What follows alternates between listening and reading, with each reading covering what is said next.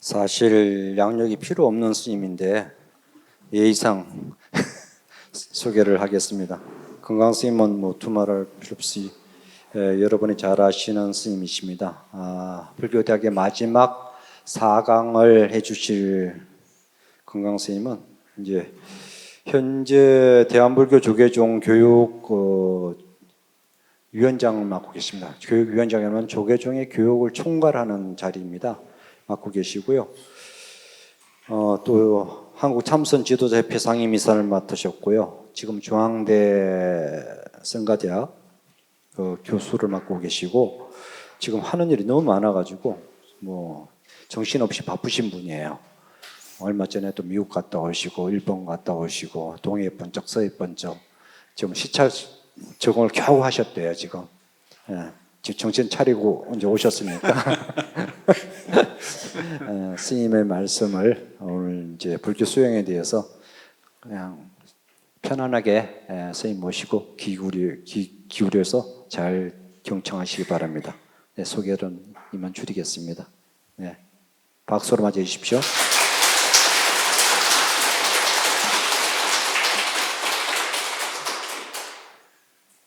반갑습니다. 행복하시지요? 네. 이 생에 행복하면 뭐 따로 뭘 공부할 이유도 없는데 이 생에 행복하고 내 생에도 행복하고 영원히 행복하면 좋겠죠? 네. 그게 이제 예전에 한번 말씀드렸는데 여기서 석가모니 부처님께 우빨이라고 하는 일반인 장자가 부처님께 찾아갔어요.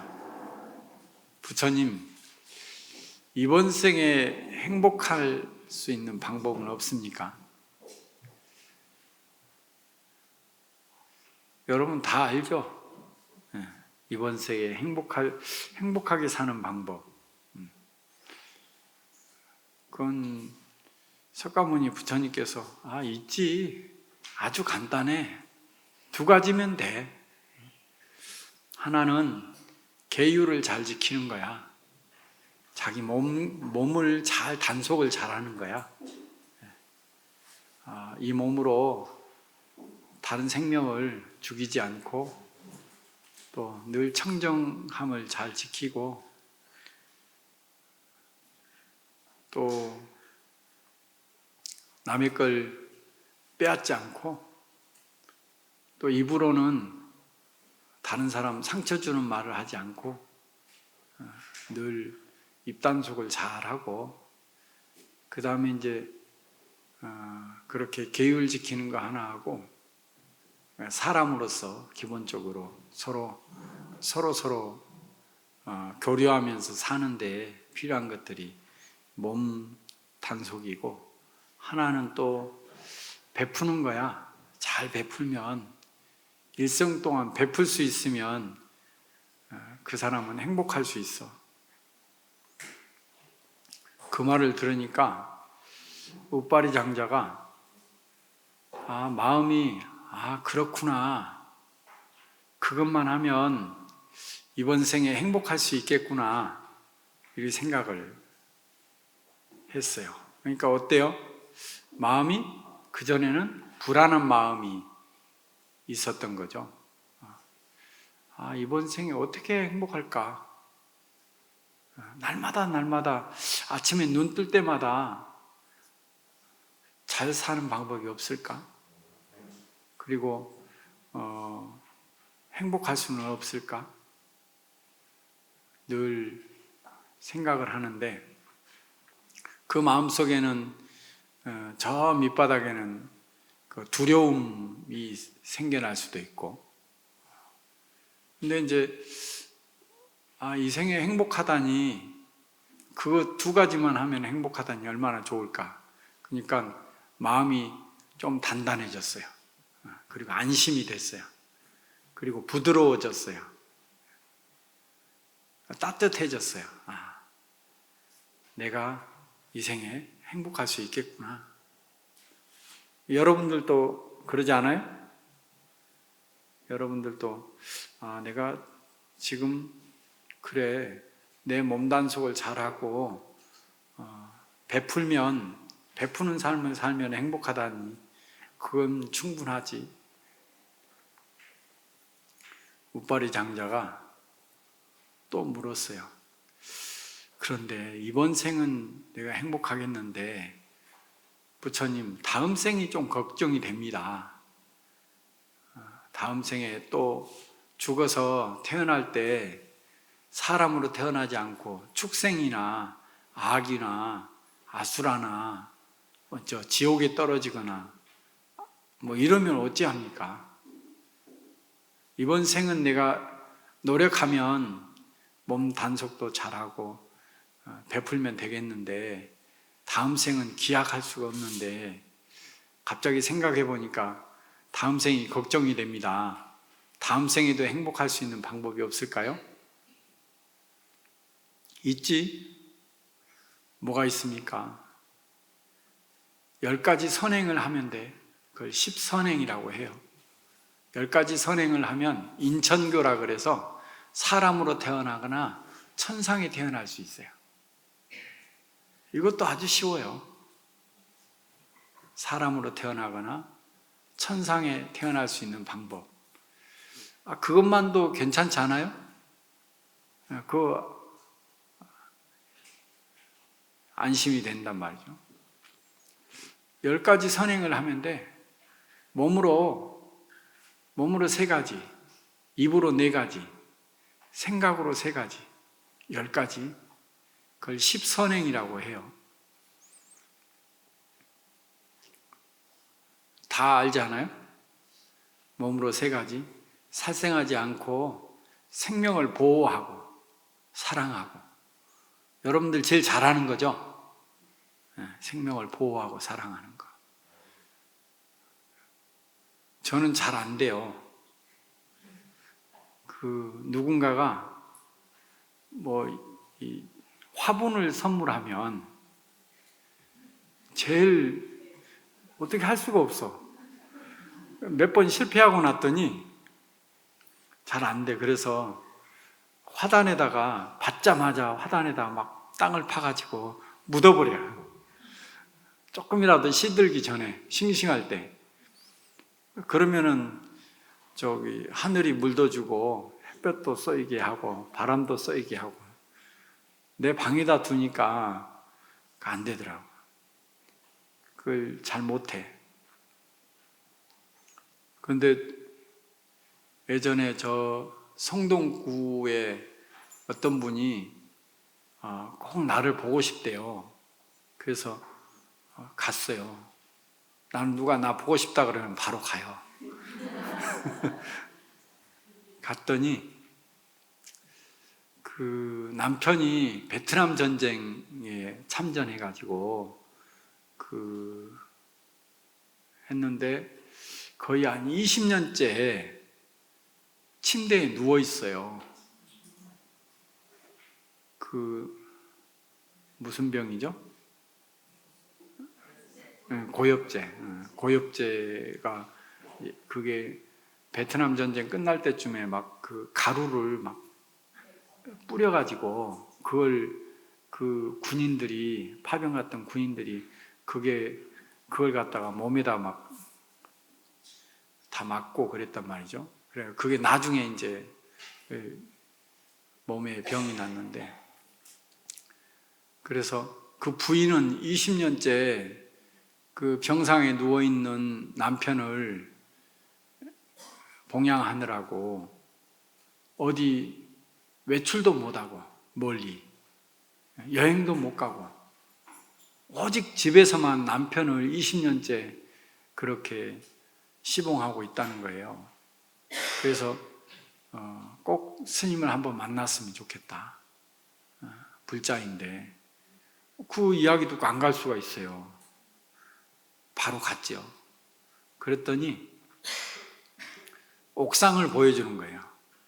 옥상에가 무슨 고추도 심어놓고 상추도 심어놓고, 와, 그래서 이렇게 완전 밭인 거예요. 옥상이, 집 옥상이. 그래서 이렇게 식물을 잘 키우는 그런 사람의 이 손이 사람을 살리는 손이구나, 생명을 잘 살리는 손이구나, 이런 생각이 들었어요. 그런 이야기를 하면서 그 남편 병원 이제 병원으로 누워 있는 남편 손을 잡고 반야신경도 해주고 또 이산의 현선사 발언문도 해주고 그러면서 이야기를 좀 해줬더니 아예 말을 못하니까 눈빛으로 부인한테 말을 하는 거예요. 근데 그때 눈빛으로 하는데 부인이 나한테 통역을 해줘. 통역을 해줘. 그러더니 얼마 안 있다가 저한테 감사합니다 이렇게 이야기를 하는데 거의 한 15년 만에 처음 말이 나온다는 거예요. 깜짝 놀랐어요. 근데 아무튼 그렇게 사람을 살리는 손, 그런 손이 부러워요. 집에 화초 잘 기르는 사람, 나는 그런 거 잘 못해요. 아무튼 그렇게 생명을 보살피고 사랑하는 그런 마음이 있는 사람, 또 남의 걸 빼앗지 않고 남에게 틈만 나면 베풀어주는 사람, 또 몸을 단정히 하는 사람. 요거 이제 세 가지는 아까 이야기했죠. 입으로 네 가지, 거짓말하지 않고 늘 진실된 말을 하고 사실대로 이야기하고 서로 이 사람 저 사람 화합시키는 말을 하고 또 용기 내는 말을 하고 지혜로운 말을 하고 이 입에서도 향기가 나오거든요. 그렇게 생각으로 탐진치, 욕심부리고 또 성내고 또 고집부리고 이런 것이 아니라 늘 생각으로도 단정히 하고 정, 마음이 고요하고 늘 지혜로운 생각이 일어나고 개정해. 이게 이제 십선행이에요. 몸으로, 입으로, 생각으로 그렇게 10가지 걸 잘하면 다음 생에도 사람으로 태어나고 또 천상에 태어날 수 있어요. 그 정도는 하겠죠? 그러니까 여러분은 걱정할 이유가 하나도 없어요. 다음 생에도 사람으로 태어나거나 천상에 태어날 수 있어요. 거기에다가 하나 더, 우빠리 장자가 또 고민을 한 거예요. 뭐 고민이 그리 많은지. 천상에 태어났다 하더라도 또 다음 생에 천상에 태어났다 하더라도 내가 지은 만큼 은행에 돈 넣어놓고 돈 떨어지면 어떻게 해요? 그렇듯이 내 복 지은 만큼 천상 복을 누리다가 그 천상 복이 이제 지은 것이 다 떨어지면 어떡하냐고. 천상에 태어났다 오히려 사람으로 태어날 확률이 더 적대요. 더 떨어진대. 왜 그러냐면 천상에서 복 지을 기회가 없어. 그래서 뚝 떨어진다는 거 오히려. 그래서 천상에 났다가도 언젠가는 그 복이 닿으면 떨어질 건데 부처님 영원한 행복은 없습니까? 있지. 그거는 깨달아야 돼. 중생의 세계를 계속 반복하는 것이 아니라 중생의 세계에서 벗어나야 돼.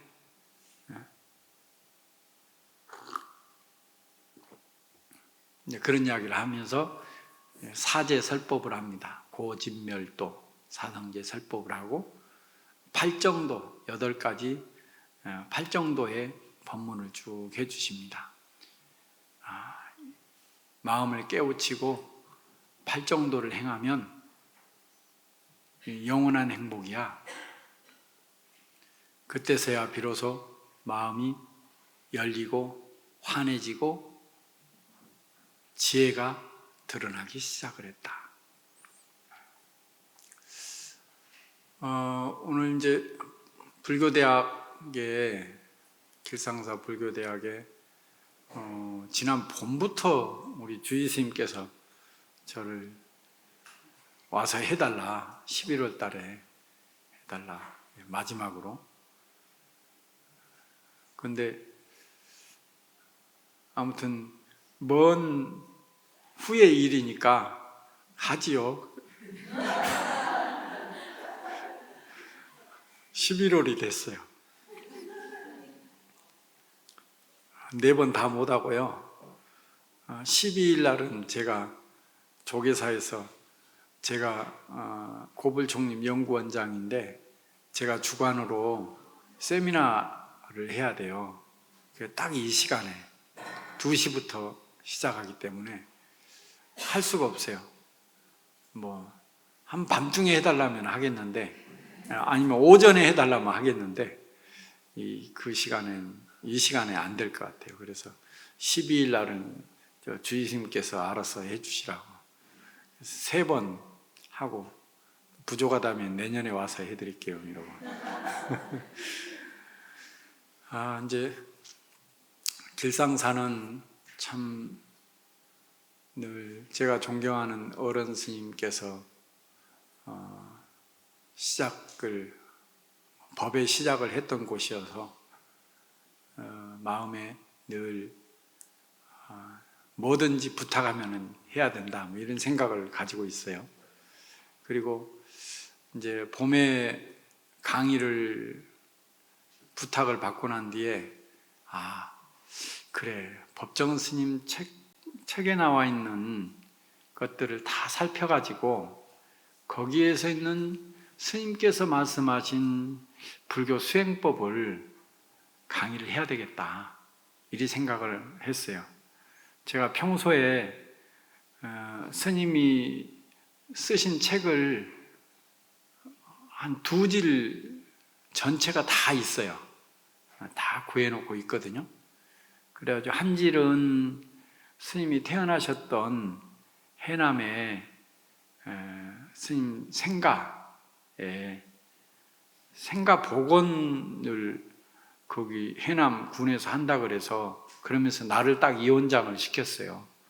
그래서 나 그런 위원장 못한다. 어른 스님께서 평상시에 출가한 스님이 돼가지고 스님의 생가를 복원한다고 하는 걸 가장 싫어한다. 스님 싫어하는 일을 내가 왜 하냐, 나 못한다.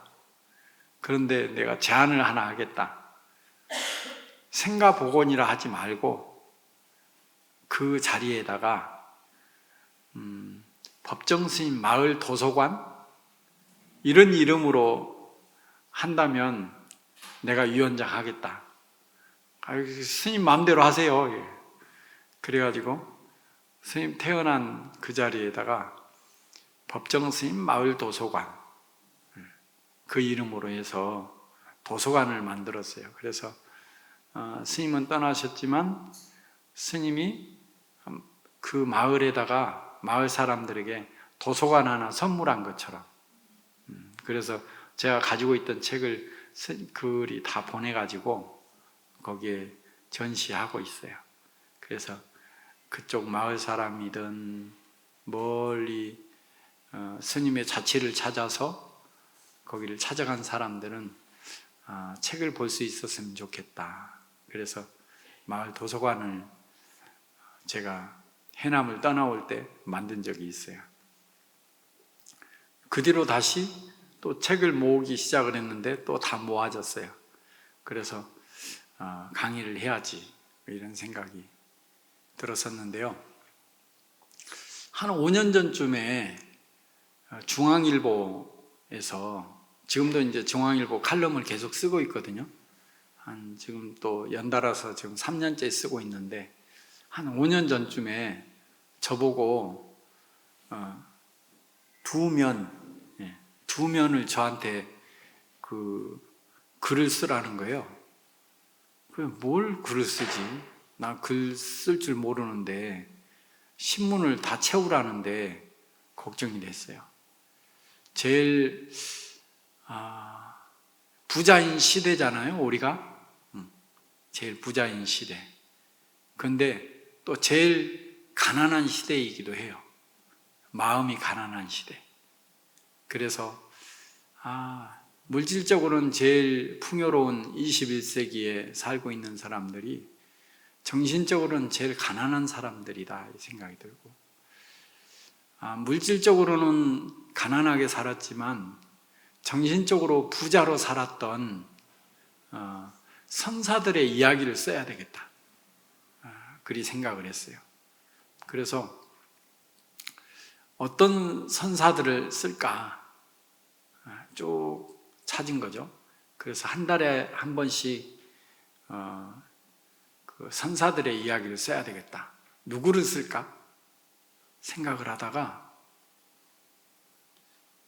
그 법정스님의 일기 일회, 여기 바로 이곳에서 법문하셨던 책을 보게 됐어요.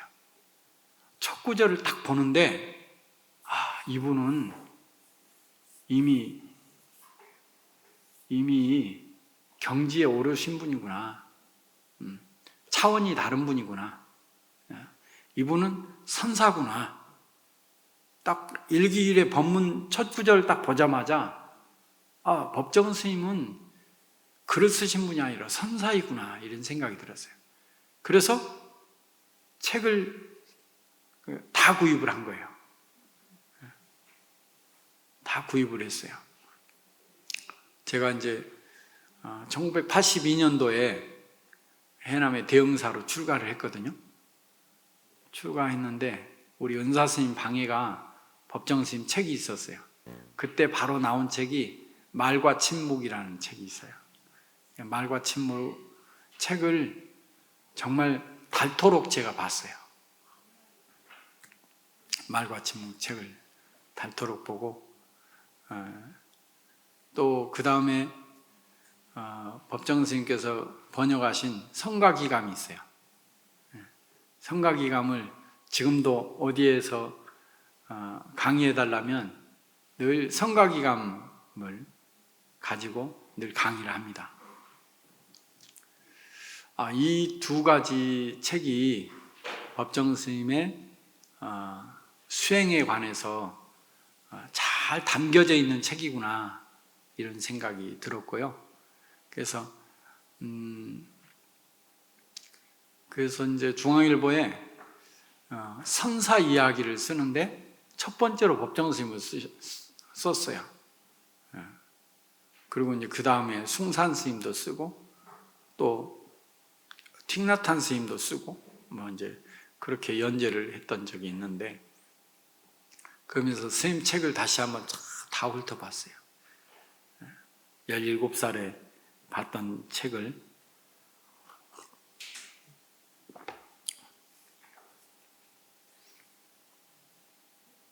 여기 있네요. 이 법정 스님께서 선가기감, 저한테 있는 게 한 20권밖에 없어서 가져와 봤자 다 못 나눠줄 것 같아서 그냥 빈손으로 왔어요. 내가 재본해가지고, 너무 스님 책을 좋아해서 재본해가지고 늘 강의를 합니다. 그래요? 그러면 제가 알려드릴게요. 그것만 가지고 저한테 성가기감을 여기에서 강의해달라면 한 10번, 한 20번 할 수 있어요. 언젠가는 한번 그렇게 성가기감 가지고, 법정 스님께서 번역하신 성가기감 가지고 한번 강의를 할 수 있다면 얼마나 좋겠어요. 제 영광이에요. 법정 스님께서 저 목포 달성사 계시다가 출가를 결심을 했어요. 그래가지고 저 오대산 갈라 하시다가 저기 그 종로의 대각사에서 하룻밤 주무시다가 거기서 효봉 스님을 뵙고 허락을 받은 거예요. 그래가지고 거기서 삭발을 했어요. 삭발을 하고 너무 좋아가지고 당신 글에 보면 종로 한 바퀴 돌았다. 삭발하는 게 너무 좋아가지고. 근데 무슨 어디 영화 같은 데 보면은 스님들 삭발하면 눈물 뚝뚝 흘리고 뭐 그렇게 묘사되어지는데 법정 스님께서는 이 삭발하는 게 너무 좋은 거예요.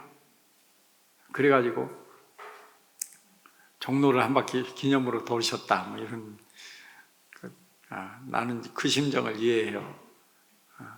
저도 삭발하니까 너무 좋아가지고 너무 막 감사하고 좋아하고 그랬던 기억이 있어요. 그래서 그때 처음 출가할 때 삭발했던 은사 스님에게 내 머리 깎아준 거 한 가지만이라도 너무나 충분하다. 일생 동안 감사해도 충분하다. 이런 생각을 할 정도니까요. 그래가지고 저 충무로 내려가셨다가 그 효봉 큰 스님이 법정 스님만 데리고 행자를 데리고 저 지리산 쌍계사에 가요. 쌍계사에서 이 어른이 그때 종정인데 제일 큰 어른인데 이 법정 스님만 데리고 참선을 하시는 거예요. 토굴에서 그 쌍계사 탑전에서. 그러니까 법정 스님은 출가하자마자 참선을 먼저 했어요. 선을 먼저 하신 거예요. 그리고 해인사 가셔가지고 해인사에서도 선방에 먼저 계셨어요. 선방에 있는데 해인사 선방에 계시는데 어떤 노스님이 성가기감 책을 한 권을 원문 한문으로 되어 있는 책을 한 권을 딱 가지고 있는데 법정 스님이 너무 부러우신 거예요. 그래가지고 좀 달라고 내가 좀 베껴서 좀 쓰려고 한다고. 그러니까 그 노스님이 빌려줬어요. 그래가지고 날마다 성가기감을 노트에다가 쓰시는 거예요. 썼는데 반절쯤 썼어. 그러니까 옆에 있던 이 노스님이 안타까웠는지 스님 그렇게 좋으면 스님 하시오. 그래가지고 뭐 줄라면 좀 일찍 주지. 반절쯤 됐는데 반절쯤 썼는데 주셨다고. 아무튼 얼마나 멋진 선물이에요. 내가 좋아하는 책을 그렇게 또 선물을 받을 수 있다니. 그 성가기감 너무 좋아가지고 60년대 중반에 번역을 한번 하시고요. 또 70년대 제가 옛날 책 다 갖고 있어요. 3번에 걸쳐서 번역을 하셨어요. 번역하고 또 책을 출판했다가 또 교정해가지고 또 책을 내고 또 책을 내고 그렇게 3번 정도 번역을 하셨어요. 그러니까 한 책이 얼마나 좋으면 또 하고 또 하고 또 했겠어요. 그 마음속에 마음의 스승이다 생각을 하고 이 선가기감을 그렇게 귀하게 여기신 거예요. 그래서 이 선가기감이야말로 법정 스님께서 가장 좋아하는 선어록이구나 이런 생각이 들었습니다. 모든 책을 다 보면서 결론이 그거예요. 그 성가기감의 첫 구절에 그 선의 의미라고 하는 글이 있어서 그걸 어제 저녁에 타이핑을 했는데 오자가 없을라나? 아무튼 봅시다. 이렇게 봐야 되는 거구나. 마이크가 안 되니까 이렇게 볼게요. 같이 읽을 수 있을까요? 같이 읽으면 훨씬 더 의미가 낫겠네요. 자, 시작.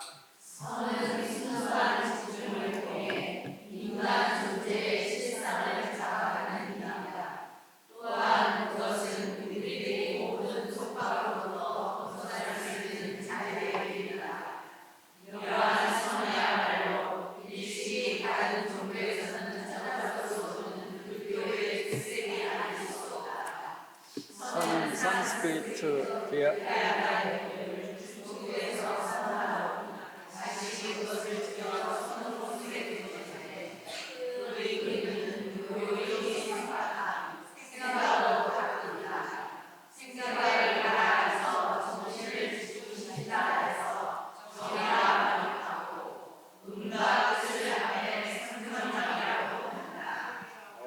아주 좋아요. 박수 한번 쳐주세요. 목소리가 아주 좋습니다. 선은 순수한 집중을 통해서 인간 존재의 실상을 자각하는 길이다.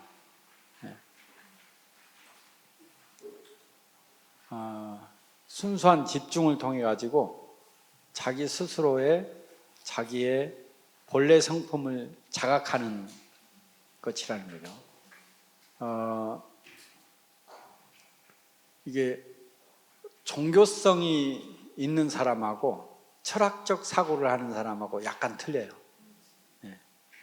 이 철학적 사고를 하는 사람은 어떤 것에 대해서 분석적인 사고를 하고요.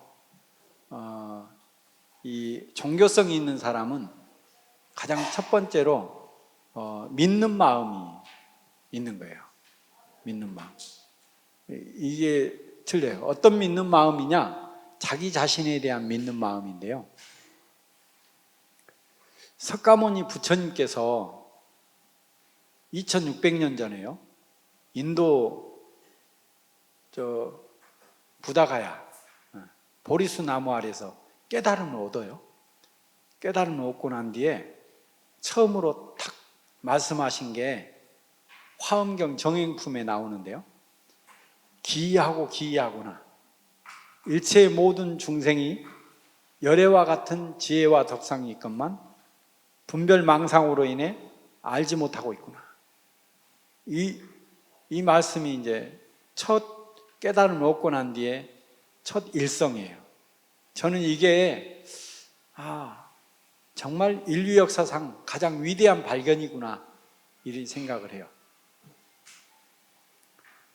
우리 석가모니 부처님께서 깨달음의 눈이 생기고 난 뒤에 사람들 보니까 다 부처예요. 뭐냐면 본성을 보니까. 그전에는 상을 봤어요. 상. 모양. 상을 봤는데 지금은 성품을 보시는 눈이 생겨난 거예요. 성품. 뭐냐면 지난 여름에 저 어디요? 해운대에서 모래로 갖가지 모양을 만들었어요. 용도 만들고요. 올해가 용인가요?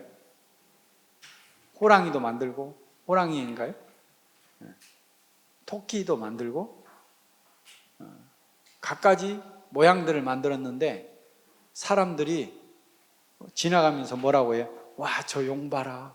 너무나 실감나게 했어. 용 본 적도 없는 사람이. 호랑이. 저 호랑이다. 저거는 뭐 세종대왕이다. 모양 보고 그러잖아요. 그런데 뭘로 만들었어요? 모래로 만들었잖아요. 그러니까 우리는 대부분 뭔가를 볼 때 상으로 본단 말이죠. 상으로 보면서 상 가지고 비교해요. 구분하고. 그러니까 갖가지 상이 있는 거죠. 그런데 이 눈 밝은 그런 성각자들은 성품을 보는 거예요. 성품, 나의 본성, 자성, 불성, 성품을 본다고요. 우리가 갖가지 모양이지만 그 성질은 뭐래구나 하듯이 사람의 본성은 청정하구나 이렇게 본 거예요. 옛날 도인들의 눈은 누구나 할 것 없이 청정하구나, 누구나 할 것 없이 번뇌 망상이 없는 고요한 마음이구나, 누구나 할 것 없이 어디에도 얽매임이 없이 자유로운 성품을 가지고 있구나. 각각의 성품들을 보는 거예요. 석가모니 부처님은요, 성품을 본 거예요. 제가 요즘에 어제 그제 제주도 다녀왔거든요. 한 달에 한 번씩 매월 첫 주에는 제주도 가서 그 법문을 하러 가는데 거기에 한라산이 있어요. 한라산. 한라산에 구름이 끼었다고 해서 한라산이 아닐까요? 한라산을 본 사람들은요, 구름 끼어도 아무 상관없어요. 저기에 산이 있어. 근데 한라산을 못 보고 구름 낀 것만 본 사람은 한라산을 아무리 설명해도 잘 몰라. 성품을 본 사람들은 거기에 믿음이 있는 거죠. 사람들이 한계성 가지고 있어요. 한계성. 생로병사의 한계성. 21세기나 기원전 5세기나 다 한계성은 다 가지고 있어요. 근데 이 한계성을 어떻게 극복할 건지, 이게 인류 역사상 계속 끝없는 고민 속이에요. 사람은 그래, 어쩔 수 없어, 한계를 가지고 있어. 그러니 어떤 사람보다 더 오래 버티는 바위에 의지해야 돼. 바위. 나무에, 나보다 더 많이 사는 나무한테 의지하기도 하고, 눈에 보이지 않는 다른 것에 의지하기도 하고, 그래서 저 하늘에 있는 북두칠성에 의지하기도 하고요. 또 눈에 보이지 않는 어떤 신에 의지하기도 하고, 땅에는 토지신이 있어. 또 저 바다에는 용신이 있어. 각각의마다 그런 사람보다 더 절대적인 의미를 부여하는 어떤 신들을 막 만들어내는 거예요. 그런 것에 의지하려고 하는 버릇이 있어요. 이 의지하는 버릇은 아주 어렸을 때부터 생겨나. 사람이 태어나자마자. 다른 동물들은요, 바로 태어나자마자 막 뛰어다녀. 말, 소, 동물의 왕국 본 적 있어요? 사슴 이거 다 태어나자마자 막 걸어다니잖아요. 사람은 태어나자마자 걸어다녀요? 엄마로부터 몇 살까지 보호를 받아요? 지금은 결혼해가지고도 보호받는 경우. 아무것도 못하잖아요. 태어나자마자 아무것도 못해요. 먹는 것도 입는 것도 모든 걸 다 보호를 받아야 돼요. 누구로부터? 엄마로부터. 성장하면서도 끝없이 의지하려고 하는 버릇이 그때 생겨나는 거예요. 그러다 보니까 조금 자기가 부족한 거는, 어려운 거는 자꾸 의지하려고 하는 버릇이 있어요. 이 의지하려고 하는 버릇 때문에 자꾸 눈에 보이지 않는 그런 신에까지 의지하게 되는 거예요. 근데 석가모니 부처님이 깨달음을 얻고 난 뒤에 그런 의지할 것이 없구나. 나의 본성에 의지해야 되는구나. 깨달음을 얻고 난 뒤에 사람은 완벽하구나, 완전한 지혜와 완전한 덕을 갖춘 존재구나, 이렇게 선언하잖아요.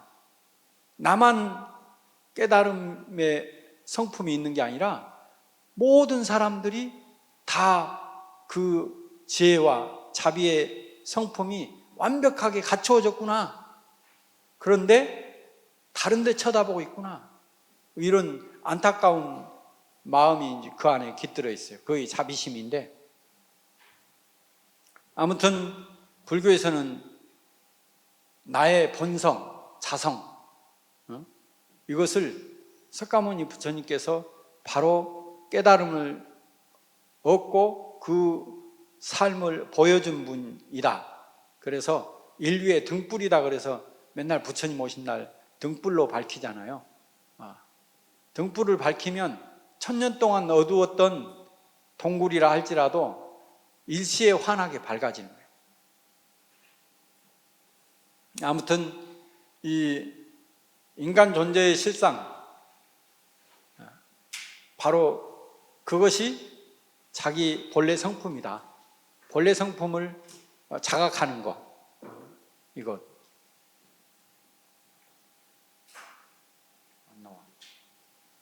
아무튼 또한 그것은 우리들이 모든 속박으로부터 벗어날 수 있는 자유의 길이다. 우리가요, 분별의식이 있어요. 분별. 눈으로 보자마자 분별하죠. 그래가지고 보자마자 차별을 해요. 분별해서 차별을 해요. 뭐 물건이 하나 있다. 그러면 그 물건, 이 물건과 이 물건 분별해가지고 그래가지고 차별을 해. 이 물건이 더 낫다. 저 물건보다. 이것이 더 깨끗하다. 이것이 더 크다. 이게 더 아름답다. 이게 더 가치가 있는 것 같다. 비교해가지고 하나를 선택을 해요. 차별하는 거죠. 이것과 이것의 차별. 깨끗함과 더러움. 기준이 있을까요? 없어요. 아름답다, 추하다도 기준이 없어요. 비교해서 하는 것들이에요. 맛있다, 맛없다? 이것도 기준이 없어요. 비교해서 맛없는 것과 맛있는 것 비교하는 거죠. 아름답다, 추하다, 다 그런. 그게 분별이에요. 그게 분별. 그래가지고 깨끗하고 아름답고 맛있고 크고 가치가 있고 비싸고 이게 이제 차별하는 거죠. 그래가지고 욕심을 부려요. 욕심을. 나 이거 갖고 싶다. 욕심을 부리죠. 이거 가지려고 하면 어떻게 해야 될까? 이제 고민하게 되는 거예요. 번뇌를 하게 되는 거예요. 갖가지 번뇌가 생겨나요. 뭐 때문에? 분별하는 의식 때문에. 눈, 귀, 코, 혀, 피부, 그 다음에 의식이 있어요. 요 6가지가 끝없이 분별해요. 분별해가지고 욕심 부려요. 분별하기 이전의 마음은 아주 평화로운 마음이에요. 근데 보자마자 분별해요. 이 분별한 마음이 본래 있었을까요? 없는 거예요. 없는데 내가 생각을 일으켜서 분별하는 거예요. 그런 분별심이 없을 때가 있는 거예요. 그게 나의 본성이에요.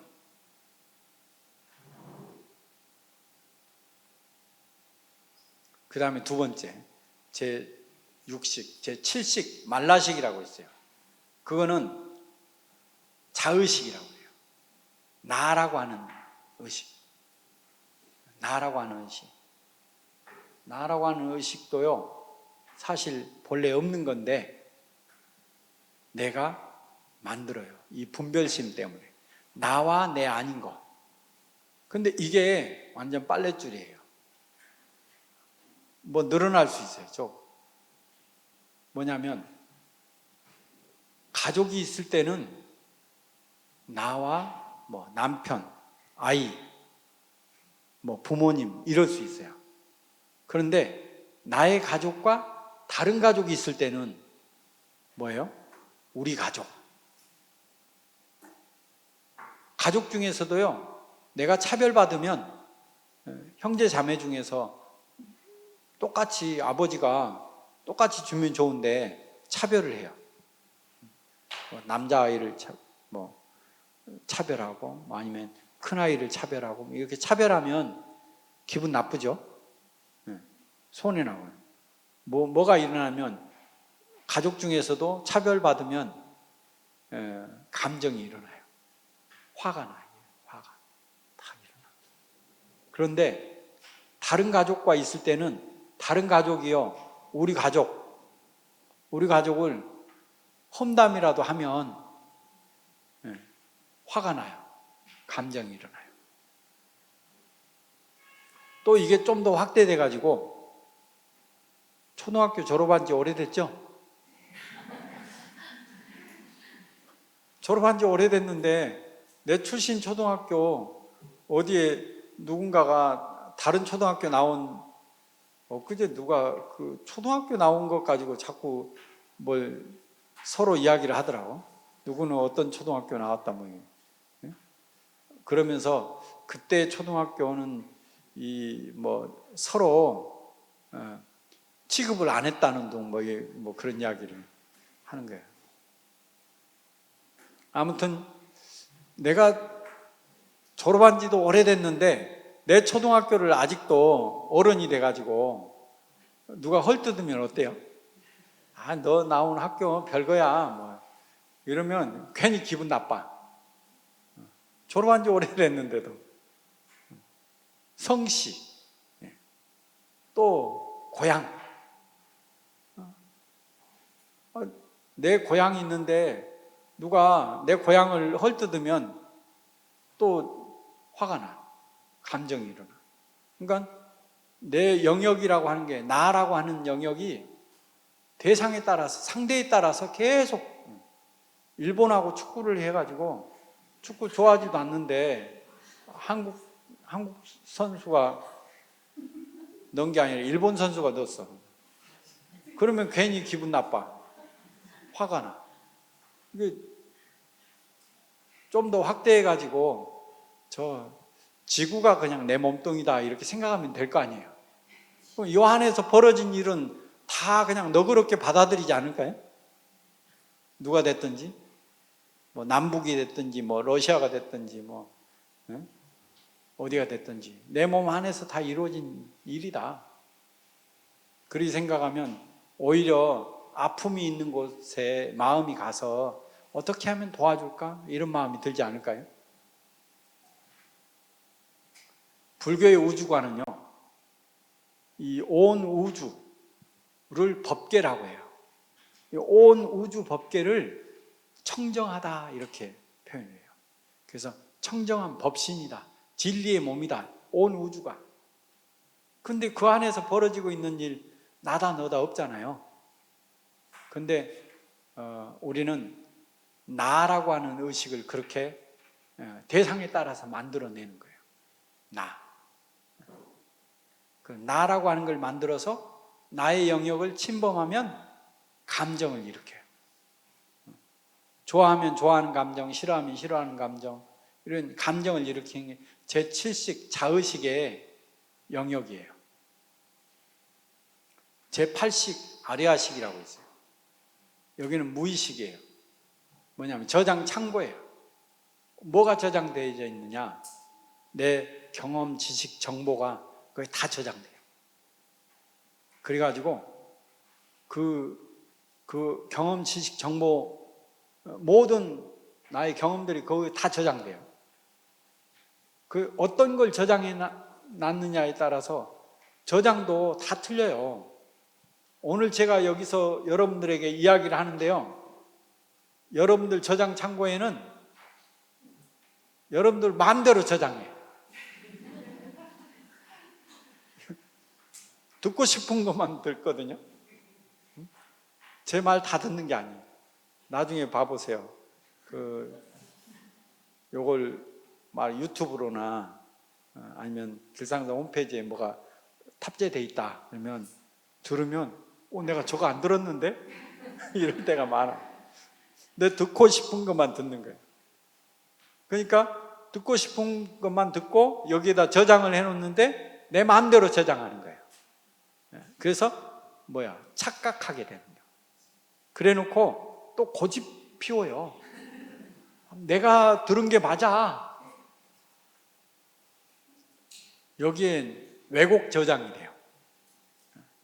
나의 저장 창고에 그대로 저장이 되는 게 아니에요. 이게 나라고 하는 걸러서 들어와요.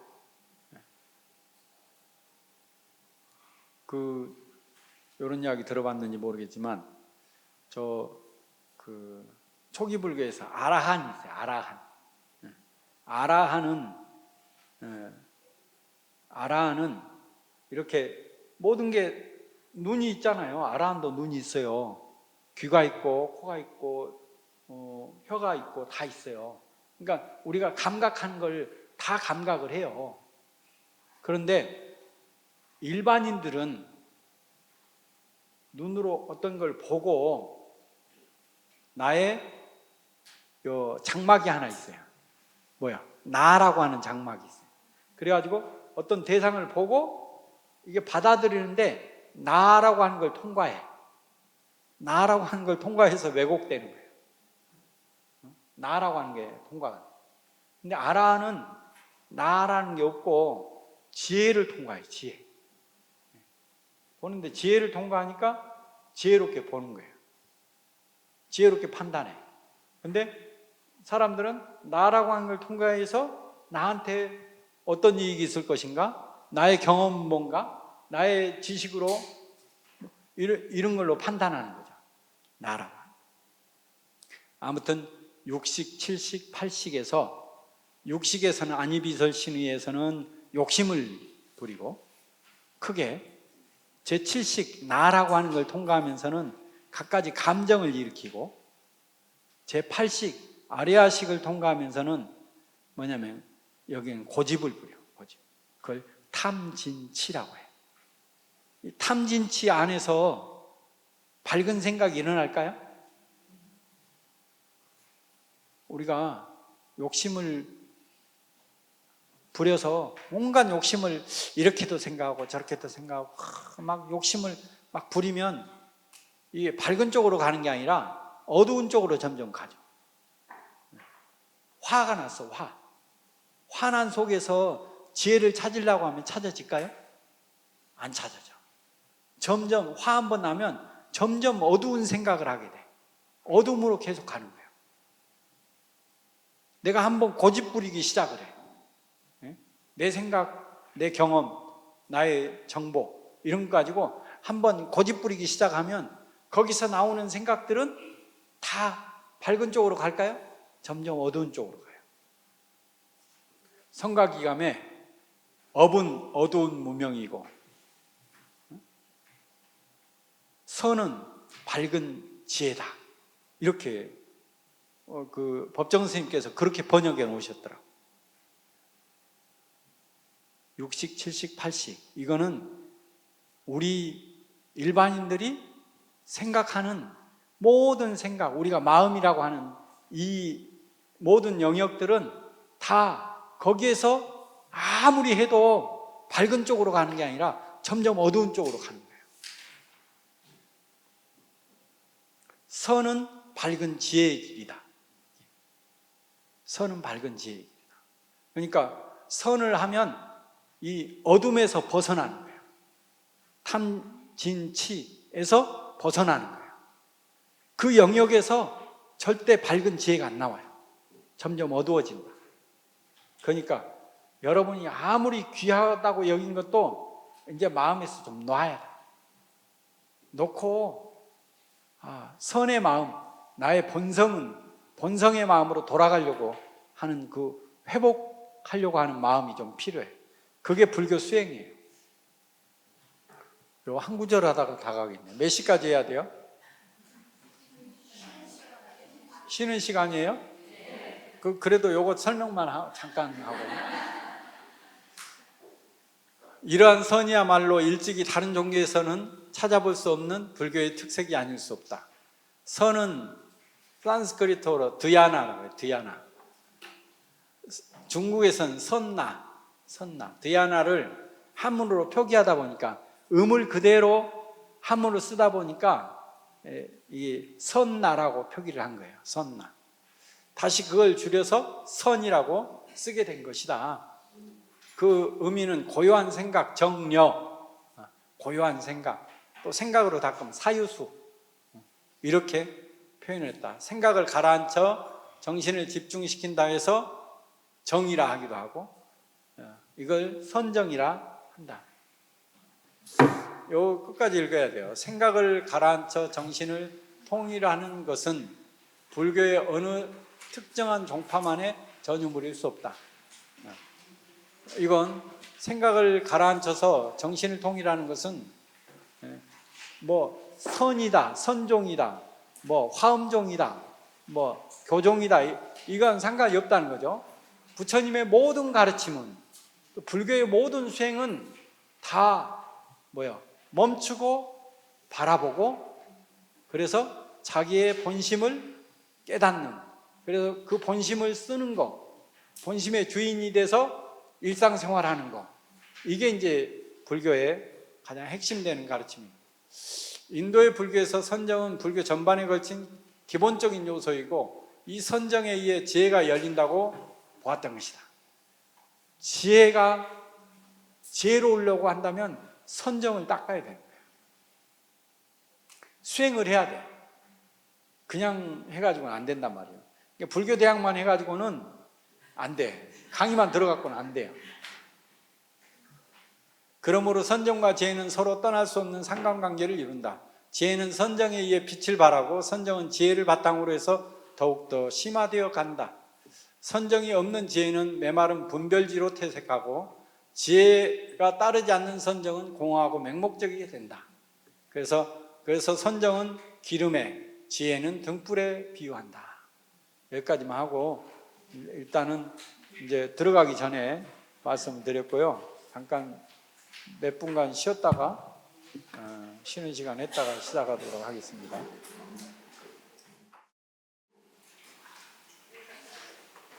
이렇게 한번 해보세요. 이렇게 양손 다.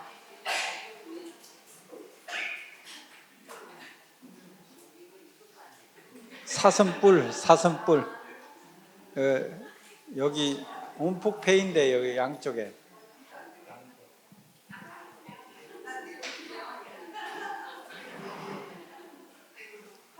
사슴 같나요? 사슴. 그래가지고 이렇게 왼쪽으로 최대한 돌리고, 오른쪽으로 최대한 돌리고,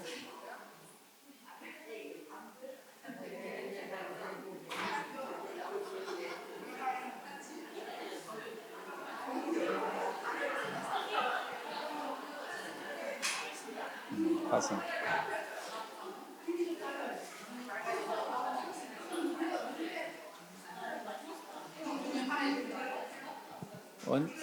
언제 한 번은 그거 다섯 동물 숲속에 다섯 동물 이야기를 해드려야지.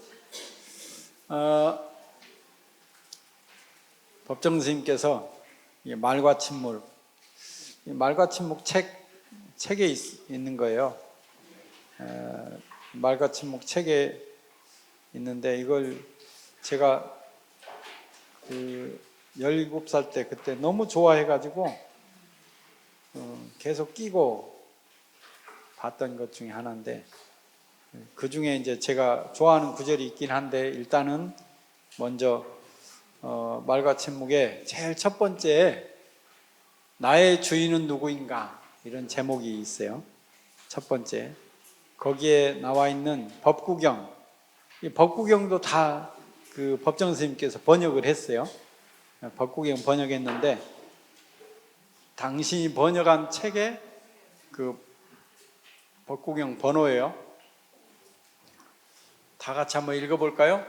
자기야말로 자신의 주인이고, 자기야말로 자신의 의지할 곳, 그러니 말장수가 좋은 말을 다루듯이 자기 자신을 잘 다루라. 그러니까 내가 나의 주인이다 하는 거예요. 내가 나의 주인이다. 근데 이 주인이 못 되는 경우가 많아요. 우리가 뭔가 할 때 주인으로 해야 되는데 누구를 생각하면서 해. 그런 경우가 있죠. 내가 이거 하는데 누가 어떻게 생각할까? 그런 대상이 있어요? 뭔가를 할 때 누가 어떻게 생각할까? 다른 사람은 어떻게 생각할까? 식구들이 어떻게 생각할까? 아이들이 어떻게 생각할까? 친구들은 어떻게 생각할까? 그런 생각을 가지고 하게 된단 말이죠. 그러면 주인이 누구예요? 다른 사람이 내 주인이 돼버린 거예요. 주인이 자기가 주인이 못 돼. 그리고 또 이걸 하면서 옛날 생각을 해. 옛날에는 어땠는데, 옛날에는 잘 됐었는데, 내가 젊었을 때는 이거 금방 잘했는데, 뭐요? 하면서도 늘 불만족스러워. 비교하면서 해. 지금 현재가 주인이 아니고 뭐가 주인이에요? 과거가 주인이 돼버려요. 그러면 행복할 수가 없어요. 또 이걸 하면서 또 걱정을 해. 나중에 어떻게 될까? 그럼 뭐가 주인이에요? 미래가 주인이에요. 우리가 뭔가를 할 때 자기가 자기 자신의 주인이 되지 못하고 다른 사람이거나 과거나 미래가 주인이 돼버리면 현재 내가 주인이 되지 못한단 말이에요. 그러면 행복할 수가 없어요. 늘 불만족스러워요. 미왕사에서 7박 8일 수행 프로그램을 언제 여름에 할 때 하버드에 다니는 여학생이 2학년짜리 여학생이 왔어요. 그때는 그 친구 옥스퍼드 다니는 여자애랑 둘이 7박 8일 수행하러 왔어요. 상담을 하는데 자기 혼자 오기 그래서 친구랑 같이 왔다는 거예요. 그러면서 그런 이야기를 하는 거예요. 선생님, 제가요 초등학교 3학년 때 미국에 유학을 갔어요. 부모님들은 한국에 계시는데 이모한테 갔어요. 이모가 초등학교 3학년 때 이제 갔으니까 보살피는 거죠. 그런데 얘가 뭐요? 공부를 열심히 해야 되잖아요. 이모가 보살펴 주는데 열심히 안 하면 한국으로 보내버릴 것 같아. 그러니까 열심히 하는 거예요. 누구한테 인정받기 위해서? 이모한테 인정받기. 그리고 막 노래도 하고 악기도 연주하고 뭐든지 열심히 했어요. 누구한테? 어른들한테 인정받기 위해서. 그래가지고 정말 노력을 해서 제일 인정받는 하버드에 들어갔어요. 2학년쯤 됐는데 갑자기 이런 생각이 들었어요. 나는 뭐지? 내가 나를 위해서 한 번도 산 적이 없어. 나는 누구지? 다 쭉 살아온 걸 봤더니 다 어른들을 위해서, 누구한테 인정받기 위해서. 학교, 이 최고의 학교 온 것도 내가 즐거워서 내가 원해서 온 것보다 다른 사람들한테 인정받기 위해서 왔다는 생각이 부쩍 드는 거예요. 갑자기 혼란스러워졌어요. 나는 뭐지? 한 번도 내가 나를 위해서 산 적이 없네? 생각. 얼마나 안타까워요. 그래가지고 공부하러 온 거예요. 마음 공부하러. 그래가지고 한 번 7박 8일 하더니 다시 그 다음 달에 또 왔어요. 이제 알 것 같아요.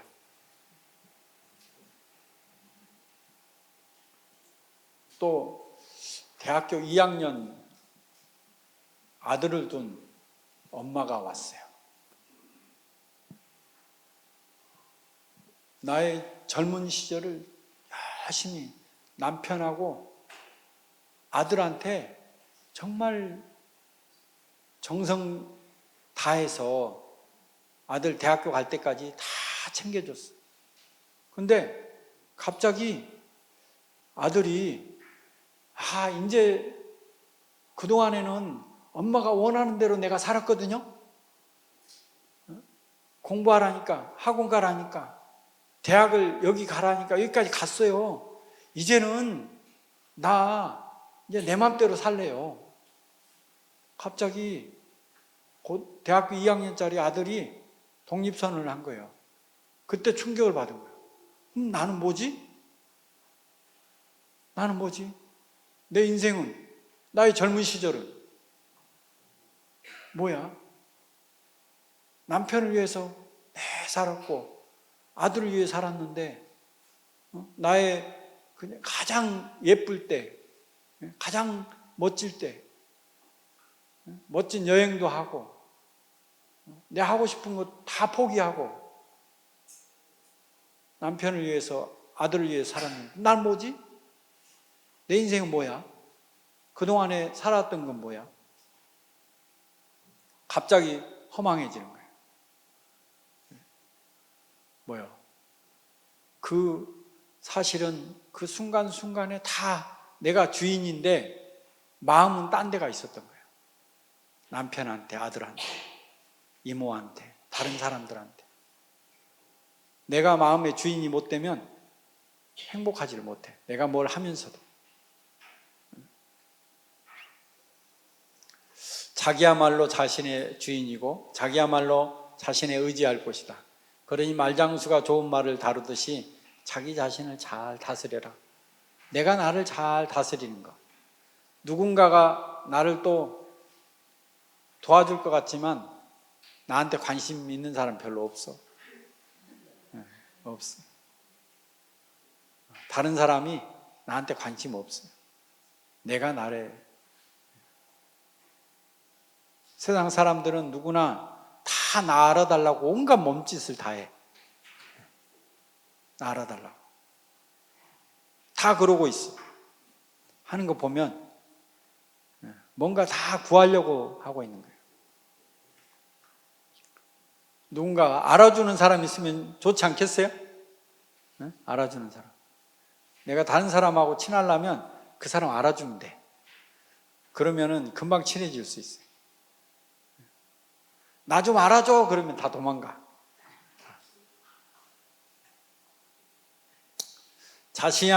이것도 해봅시다. 시작. 자기야말로 자신의 주인. 어떤 주인이 따로 있을까?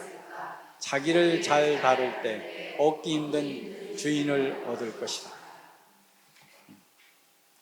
자기 자신을 자기가 주인이 되고 자기를 챙겨야 돼요. 세상의 주인은 자기. 그리고 과거도 아니고 미래도 아닌 지금 현재, 지금 이 순간 내가 나의 주인. 그래서 밖으로 향하는 마음을 안으로 돌릴 줄 알아요. 자기한테로 돌려야 돼. 그래서 자리 이타, 자기를 잘 다스릴 줄 아는 사람이 다른 사람을 도울 수 있어요. 이타부터 한 사람은 안 돼. 내가 돕는다고 해놓고 도와주는 게 아니에요. 내가 도와줬다고 생각하거든. 그런 순간 내가 나한테 화살을 쏘고 있는 거예요. 뭐요? 내가 도와준 만큼 인정해주지 않아. 실망해요. 자리 이타. 자기 스스로 자기가 성숙해야 이타할 수 있어요. 자칫하면 누굴 도와줘 놓고 자기 자신한테 더 후회하고 실망하고 화도 나고 막 이럴 수가 있는 거예요. 그래서 자기 자신을 잘 다루는 게 좋다. 이것도 이제 제가 좋아하는. 자, 시작. 어디서나 자주적인 인간이 되라. 그러면 그 자리가 다 참되다. 따라서 해보세요. 수처작주, 입처계진. 이제 당나라 때 선사 중에 임재선사, 임재라고 하는 스님이 있었는데 이 임재선사가 최고의 선사예요. 그래서 지금 선사들은 뭐 달마 몇 손 이러지 않아. 뭐 해가 몇 손 이러지도 않고 임재 몇 손 이래요. 임재선사의 몇 손 이렇게 한다니까요. 달마대사의 몇 손 이러지도 않아요. 뭐 석가모니 부처님 몇 대 법을 이은 제자 이런 사람 없어요. 임재선사의 제자 이렇게 다 임재선사를 최고로 치는 거예요. 그 임재선사라는 분이 있었는데 임재선사의 가장 멋진 말씀이 수처작주 입처계진. 바로 자기 수처작주. 가는 곳마다 처하는 곳마다 내가 주인이라는 거야. 내가 어디서든 내가 주인이야. 그렇게 되어졌을 때 입처계진, 처하는 곳마다 내가 하는 일마다 다 진실되게 참된 마음이 일어난다는 거야. 내가 내 마음의 주인이 됐을 때. 다 같은 말이죠.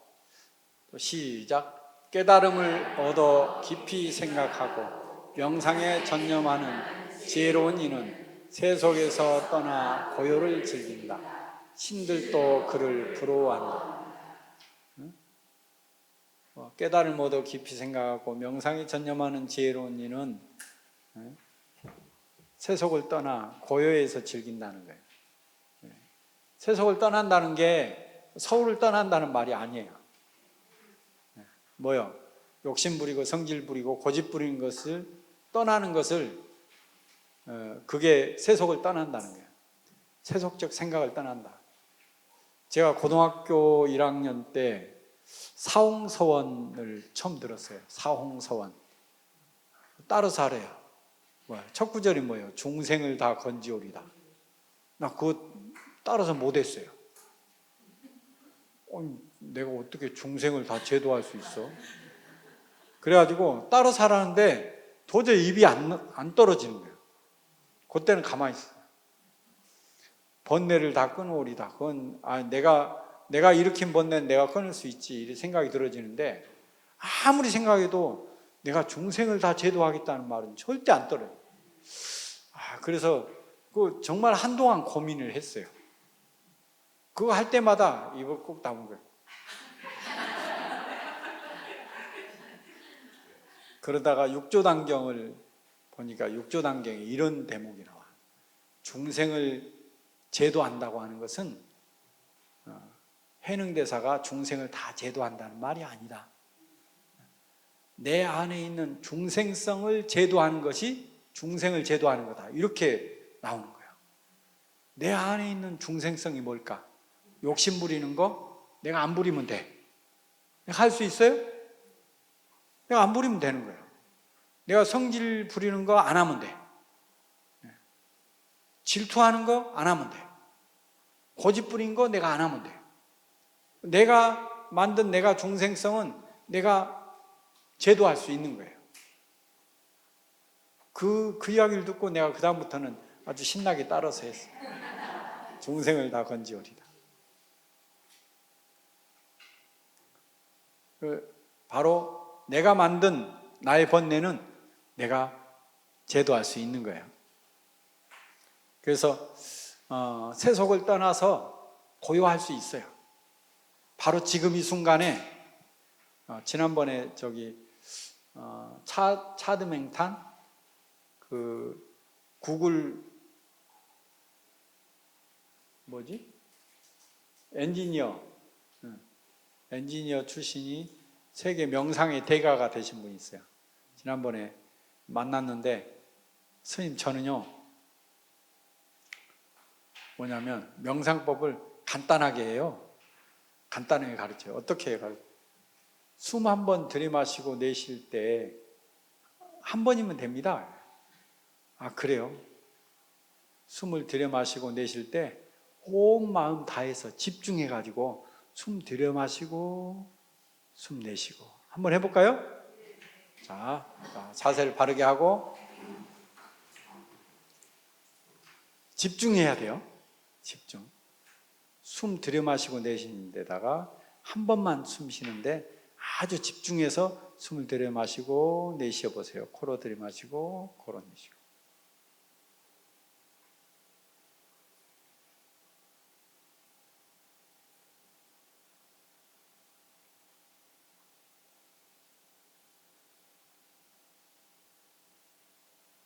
됐어요? 충분히 집중할 수 있죠? 네. 이게 내가 내 마음을 챙기는 거예요. 내가 숨 한번 들이마시고 내쉴 때 거기다 집중하면 내가 내 마음을 여기에 챙기고 있는 거야. 이거 언제든지 할 수 있잖아요. 언제든지 내가 내 마음을 챙기려고 한다면 뭘 하든지 챙기고 싶으면 아주 집중해가지고 숨 한번 들이마셨다가 내쉬면 돼요. 또 두 번째 숨이 또 있어요. 두 번째 숨은 내가 그 주의 집중하는 거. 그냥 내 안에서 뭐 한 가지 생각이 있다. 내가 화가 났다. 그러면 화가 났을 때 그 화난 마음에다가 집중하는 거예요. 내가 화냈구나. 이게 화구나. 이게 화구나. 이게 욕심 부리고 있는 거구나. 이게 아프구나. 뭐든지 내가 생각하고 있구나. 이렇게 한 가지 떠오르는 생각에다가 그걸 주의 집중하는 거예요. 해볼까요? 숨 한번 마시고 내쉬면서 뭐 소리도 좋고 생각도 좋고 제가 아픈 것도 있을 수 있고. 자, 숨 한번 들이마시고 내쉬면서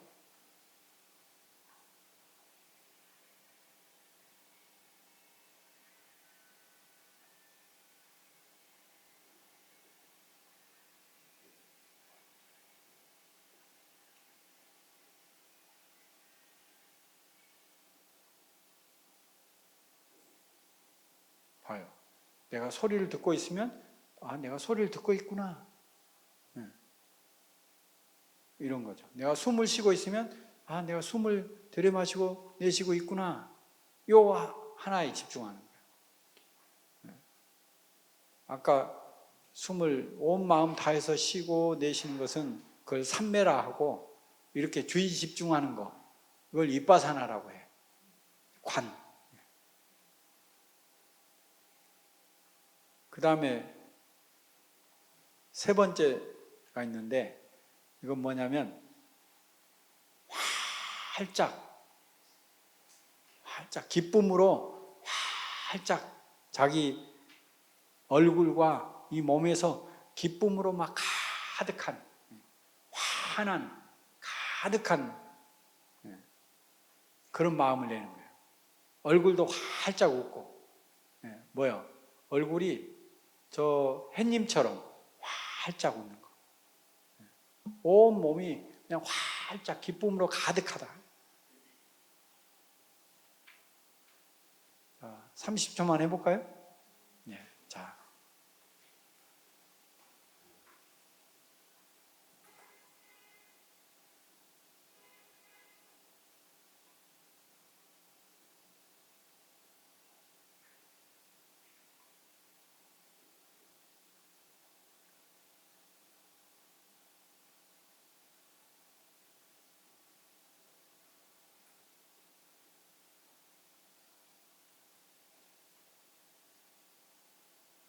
밝은 태양처럼 환하게 그렇게 여러분들 마음이 그렇게 환해졌으면 좋겠어요. 그런 마음 이거 다 할 수 있잖아요. 그렇죠? 여러분들 스스로 여러분들이 숨 한번 내쉬고 들이마시면서 그렇게 집중할 수도 있고 또 어떤 것에 주의 집중할 수도 있고 그리고 또 나를 환한 밝은 빛으로 가득 차게 기쁨으로 가득 차게 내가 나를 만들 수 있어요. 내가 나를 다스리는 거예요.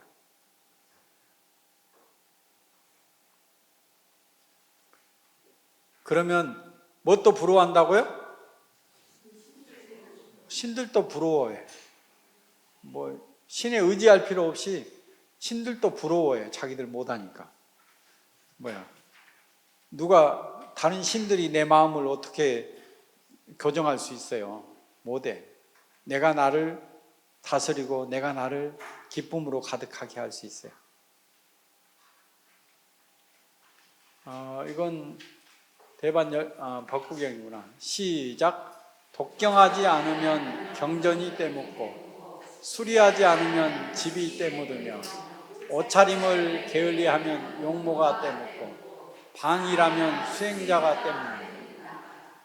좀 열심히 하라는 말이에요. 정진하라. 열심히 늘 해야 돼요. 하루에 한 5분만 하고 나머지 시간은 가는 데마다 짜증내고 화내고 고집 부리고 막 이렇게 하면 안 되잖아요. 이 숨 쉬는 거 하루 종일 할 수 있죠? 주의 집중 하루 종일 할 수 있어요. 숨 들이마실 때마다 내쉴 때마다 늘 해야 돼요. 날마다. SK 최창원 부회장이라고 있는데 그분은 지난번에 공양하자 그래서 같이 이렇게 만났는데 핸드폰을 탁 꺼내면서 보여줘요. 선생님 제가요 1년 넘게 지금 거의 한 400일 가까이 날마다 새벽에 5시에 일어나서 명상 앱을 날마다 하고 있습니다. 그러면서 이게 날짜별로 다 나와. 요즘에 명상하는 앱이 있어가지고 우리가 헬스 하루에 걸으면 몇 보 걸었는지 그거 나오죠, 핸드폰에. 몇 보 걸었는지 나와. 10,000보 걸었는지 오늘 8,000보만 걸었는지 다 나와. 나도 가끔 보거든요. 근데 명상 앱도 날마다 들어와서 이걸 봤는지 안 봤는지 다 나와. 그래프로. 이 사람이 지금 며칠째 어떤 날은 빠졌고 어떤 날은 하고 뭐 이런 게 아니라 꾸준히 하는 거. 항상 하는 거. 저는 108배를 권하거든요. 108배를. 그럼 이제 7박 8일 수행하면서 날마다 108배를 해라. 그래서 108배를 하라고 했더니 어떤 사람이 한 8년쯤 됐는데 만난 지 8년쯤 스님 보자마자 스님 저요 108배 지금 8년째 하루도 빠지지 않고 지금 하고 있어요. 어디 여행 가서도 호텔에서도 108배 아침마다 해요. 그래서 뭐가 좋아졌는데 어려움이 하나도 없어졌어요. 다 어떤 일이든 힘들어도 108배 하고 나면 싹 그냥 다 잊혀지고 그러면 새로운 힘이 나요. 하루에 108배 한 20분이면 해요. 근데 이걸 날마다 하기가 어렵잖아요. 날마다. 뭐 한 가지는 해야 돼요. 자기 자신을 위해서. 뭔가 하나의 수행을 날마다 하는 거예요. 108배를 하든지 30분 좌선을 하든지 꾸준하게. 이게 정진력이에요. 그러면 이걸 계속 하다 보면 사람이 살다 보면 이 환경에 의해서 주변 인연에 의해서 어려움이 생길 때가 있어요. 저 숲속에 가만히 있는 나무도요 태풍 불 때가 있어요. 그럼 가지가 꺾이고 뿌리가 뽑히고 뭐 이럴 때가 있다고요. 상처 입을 때 가만히 있어도 숲속에 있는 가만히 있는 나무도 그런다니까. 그런데 사람은 하물며 온갖 인연들이 많은데 난 아무 잘못이 없는데 왜 나한테 이런 일이 벌어졌어? 뭐 이럴 때도 있어요. 그럴 때도 한 가지 108배를 날마다 한다. 그러고 나면 그게 그 순간에 녹아요. 매일 하다 보면 녹아. 그걸 뭐라고 해요? 명훈가피라고 해요. 명훈가피. 향을 날마다 피우면 내 몸에 향이 배어요. 저절로 어려움이 막 극복이 되는 거예요.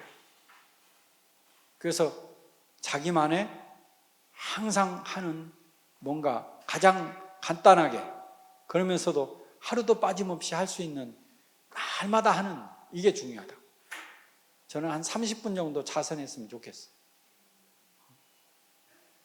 108배를 해도 좋고 이런 자기를 리셋하는 거예요. 리셋. 잘하는 사람은 아침에 눈 뜨자마자 딱 리셋이 돼. 어제를 딱 잊어먹고 오늘 사는 거야. 오늘. 하얀 백지에는 빨간색을 칠하면 빨간색이 드러나고 검은색을 칠하면 검은색이 드러난다. 매일매일 아침마다 새로운 날이에요. 새로운 날. 딱 리셋 눌러야 돼. 어제 것 가지고 오늘 살면 그 사람은 죽은 사람이에요. 어제는 다 놓고 오늘 살아야 돼. 오늘. 지금 할 수 있는 일. 그래서 항상 아침에마다 리셋을 꼭 눌러놓고 다시 시작을. 오늘 새롭다. 새로운 하얀 백지로 시작하자. 아시겠죠? 자기를 리셋하는 방법이 이렇게 잘 안 되면 여러분들 화가 났어. 근데 앉으라면 앉아요? 앉아 있어도 막 화가 막 계속 올라와. 그럴 때는 108배를 하는 게 좋아요. 누군가 그런 질문을 하는 사람도 있어요. 선생님, 지금 화가 났는데 감정이 요동치는데 앉아도 될까요? 그럴 땐 108배 하고 난 뒤에 앉아. 그러면 108배를 하면 이마가 제일 높잖아요. 발바닥은 제일 낮잖아요. 그릇을 뒤집어 엎어야 이게 다 쏟아지잖아요. 빈 그릇이 되는 거야. 내 빈 그릇을 자꾸 만드는 거야. 당무유용. 빈 그릇이 쓸모가 있어요. 그릇에 뭔가 차 있으면 거기다 뭘 담으려고 해도 안 담아져. 섞여버리거나. 그러니까 늘 나를 비워놔야 돼. 비워야 채울 수 있어요. 찻잔 조그만한 거 스님들한테 차 한 잔 얻어먹어도 조그만 찻잔인데 스님 그만 주세요. 뭐 물고문하세요 이러고 있어요. 조그만한 찻잔인데 계속 마시면 어때요? 계속 채워지는 거예요. 조그만 잔이라도. 비우면 채워지는 거지. 가득 차 있으면은 뭘 더 담을 수가 없어요. 날마다 비워도 돼요. 날마다. 어제를 비우고 오늘 채우는 사람이 오늘 행복하게 사는 사람이에요. 다음, 자신을 등불로 삼고 자신에게 의지할 것이지 남에게 의지하지 말라. 법을 등불 삼고 법에 의지할 것이지 다른 것에 의지하지 말라. 이거 아주 유명한 말이에요. 석가모니 부처님이 열반하기 전에 안한존자가 부처님이 떠나면 누구한테 의지합니까? 의지하는 버릇이 있어갖고 부처님한테 내 의지했어. 부처님이 휙 떠나. 그럼 갑자기 황망하잖아. 자기 자신한테 의지하고 진리에 의지를 해라. 마음이야. 또 한번 볼까요? 장암경에 있는 건데, 사람이 바른 마음을 쓸 줄 알면 신들도 기뻐할 것이다. 마음을 조복받아 부드럽고 순하게 가지라. 마음 가는 대로 따라가서는 안 된다. 마음이 하늘도 만들고 사람도 만들며 귀신이나 축생 혹은 지옥도 만든다. 그러니 마음에 따르지 말고 마음의 주인이 되라. 계속 마음의 주인대로 하죠. 그 다음, 내가 악행을 하면 스스로 더러워지고 내가 선행을 하면 스스로 깨끗해진다. 그러니 깨끗하고 더러움은 내게 달린 것. 아무도 나를 깨끗하게 해줄 수 없다. 다 내 책임이네. 이건 내가 지난번 한번 말씀드렸는데 읽어볼까요? 마음이여 알 수 없구나. 너그러울 때는 온 세상을 다 받아들이다가도 한 번 옹졸해지면 바늘 하나 꽂을 자리 없구나. 만 가지 악의 주인이다. 열반의 즐거움도 자기 마음에서 오는 것이고 윤회의 고통도 또한 마음에서 일어난다. 그러므로 마음은 세간을 뛰어넘는 문이고 해탈로 나아가는 나루터. 문을 알면 나아가지 못할까 걱정할 것 없고 나루터를 알면 건너 강기슭에 이르지 못할까 근심할 것 없고. 달마 혈맹론에 나오는 말인데 마음이여 알 수 없구나. 너그러울 때는 온 세상을 다 받아들이다가도 옹졸할 때는 바늘 하나 꽂을 자리 없구나. 이 말과 침묵에서 이 대목을 법정 스님은 어떻게 주석을 달았냐면 너그러운 마음은 본심이고 옹졸한 마음은 번뇌를 하는 마음이다. 본심을 잃어버린 번뇌의 마음이다. 이렇게 해놨어요. 너그러운 마음은 나의 본심이다. 본심. 그러니 본심을 늘 회복하려고 노력을 해라. 자기 본심을 찾으려고 노력을 해야 돼요. 그렇지 않으면 자꾸 저 옹졸한 마음으로 끌려가게 된다. 옹졸한 마음으로 끌려가게 되면 계속 반복되는 거예요. 바늘 하나 꽂을 자리 없이 날카로워져. 특히 막 우울증, 이런 불면증 이러면 얼마나 날카로워요. 날카로워지. 뭐냐면 자기 에너지를 완전히 고갈시켜서 다 써버린 사람이에요. 너그러우면 다 받아들인다. 그게 본심이야. 본심을 놓치면 자꾸 노력을 해야 돼. 본심을 회복하려고 노력해야지 이 옹졸한 마음에서 절대 뭔가를 찾을 수가 없어요. 자꾸 옹졸한 마음에서 뭔가를 찾으려고 하면 계속 어두운 마음으로 계속 가는 거예요. 밝은 마음으로 갈 줄 알아요. 놓고 놀 줄 알아야 돼요. 방아착 그래요. 방아착. 옛날에는 뭐 할 때마다 방아착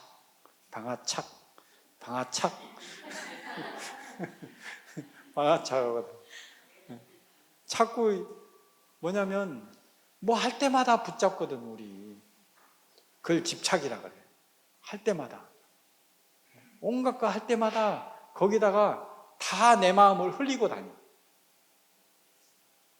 그러면 저녁에 가만히 있어도 내가 흘리고 다닌 데가 오늘 마음 흘리고 다닌 데가 얼마나 많은지 몰라. 집착하고 있는 게 얼마나 많은지 몰라. 숨 한번 들이쉬고 마시면서 탁 한 번 집중하잖아요. 그러면 놓게 되는 거예요. 아시겠죠? 놓는 방법 이제 알겠죠? 네. 한번 더 숨 아주 집중해서 들이마시고 내쉬면 딱 돼. 걸을 때도 마찬가지예요. 온 마음 다해서 걸어라. 한번 걸을 때마다 어린아이가 처음 걷는 것처럼 온 마음 다해서 걸어라. 한 발 한 발 뗄 때만.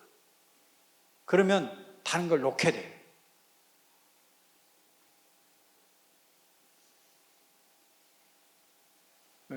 나는 요걸 아주 늘 좋아해. 그때 17살 때 봤을 때도 이걸 외웠다니까. 말과 침묵 보면서 야, 이건 너무 멋지다. 마음이요. 할 수 없고. 너그러울 때는 온 세상을 다 받아들이다가도 옹졸할 때는 바늘 하나 꽂을 자리 있고. 그래서 늘 너그러운 마음으로 나의 본심으로 언제든 살아야 되겠구나. 여기 딱 마음에 이 심지가 하나 있어요. 심지가. 마음의 심지가 딱 있어야지. 그 심지를 하나 딱 세우는 거예요. 자기 자신에 대한 믿음이에요. 그게.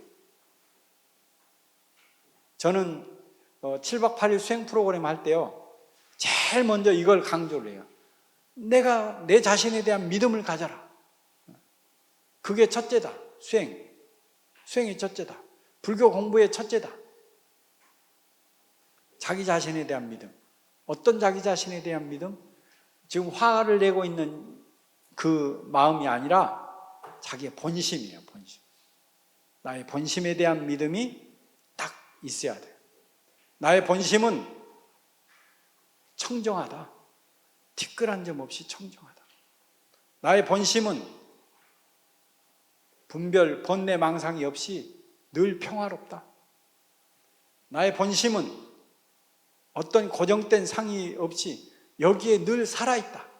그러니 늘 행복한 마음이 나의 본심이다. 나의 본심은 어디에 집착함이 없이 늘 자유롭다. 무주, 응무소주 이생기심. 언제나 자유롭다. 어디에도 집착하고 어디에 멈추고 어디에 묶여 있지 않다.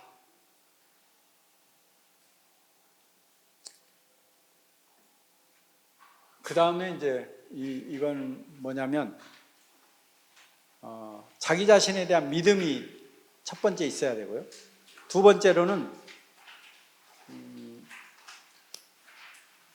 그 생명에 대한 그 돕고자 하는 마음, 살리는 마음, 뭐 이런 계율, 이런 것이 이제 필요해요. 그래서 5개를 반드시 받아야 돼요. 5가지 계율. 그건 사실은 사람은 누구나 이 5가지를 늘 스스로 다짐을 해야 돼. 산 생명을 보살피고 사랑하겠다. 그리고 주지 않는 것을 훔치지 않고 베풀겠다. 그리고 내 마음을 늘 단정히 하고 청정하게 하겠다. 내 몸과 마음을. 그 다음에 이 몸으로 나쁜 말을 하지 않고 늘 좋은 말, 지혜로운 말을 하겠다. 음식을, 정신을 흐리게 하는 음식을 먹지 않고 늘 지혜를 개발하려고 노력하겠다. 이게 5가지 계율이에요.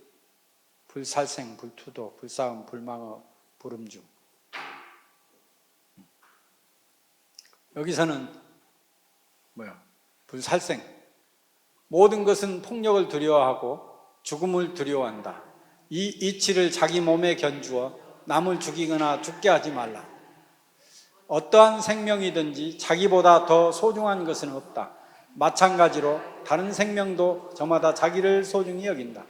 그러므로 자기를 소중히 여기는 사람은 남을 해쳐서는 안 된다. 또 있어요.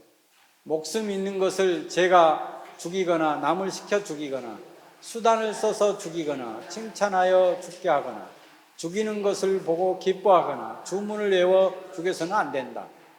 즉 죽이는 인과 죽이는 연과 죽이는 방법과 죽이는 업으로 목숨 있는 것을 죽여서는 안 된다. 보살은 항상 자비로 모든 중생을 구원해야 할 터인데 도리어 방자한 생각과 통쾌한 마음으로 산 것을 죽인다면 그것은 큰 죄가 된다. 법망경이.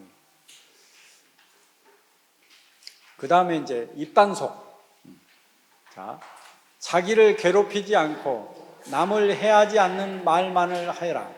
사람은 태어날 때 그 입안에 도끼를 가지고 나온다. 어리석은 자는 말을 함부로 함으로써 그 도끼로 자신을 찢고 만다. 너희는 모여 앉으면 마땅히 2가지를 행해야 한다. 하나는 법에 대하여 말하는 일이고 또 하나는 침묵을 지키는 일이다. 그 이제 생명을 보살피고 사랑하는 거하고 이 입을 향기롭게 잘 좋고 부드럽고 따뜻하고 용기 주고 지혜로운 말을 하는 거. 그게 사실은 수행하는데 기본 그릇을 만드는 거예요. 내가 수행을 하려면 그런 그릇이 만들어져요. 깨끗하게. 그릇을 깨끗이 닦아야 그 다음에 뭘 담을 수 있잖아요. 그릇이 더럽혀져 있거나 깨져 있거나 새고 있는데 거기다 음식 담아봐야 말짱 헛일이에요. 그러니 늘 수행하는 사람들은 자기 그릇을 늘 단정히 해요. 그래서 자기 그릇을 단정히 하는 사람은 그 다음에 수행을 하는데 장애가 없어요. 그래서 오늘은 그 첫 번째 가장 중점에 둔 것은 자기 자신에 대한 믿음을 가져라. 그리고 내가 나를 늘 살피겠다고 하는 마음을 내라 하는 말씀을 드리고요. 그 다음에 그러려고 한다면 이제 그리고 수행에 첫 발을 내딛으려고 한다면 그릇을 늘 깨끗이 하고 단정히 해라 하는 것입니다. 마지막으로 이 말과 침묵에 멋진 시가 있어서 여기 했는데 백운 스님하고 야부 스님이 써놓은 시가 있는데 한번 읽어볼까요? 깊은 산속 불법은 바위가 그거 큰 바위 작은 바위 저마다 둥글다.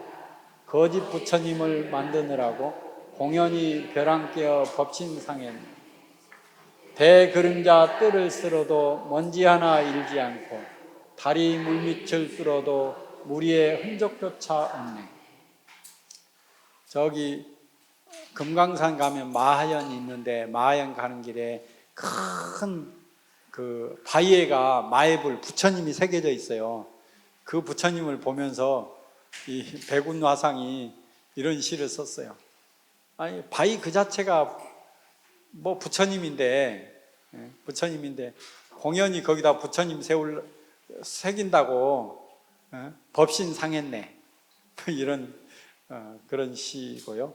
그 다음에 대그림자 뜰을 쓸어도 먼지 하나 일지 않고 다리 물밑을 뚫어도 무리의 흔적조차 없네. 야부 스님의 시입니다. 네. 이것을 마치겠습니다. 감사합니다.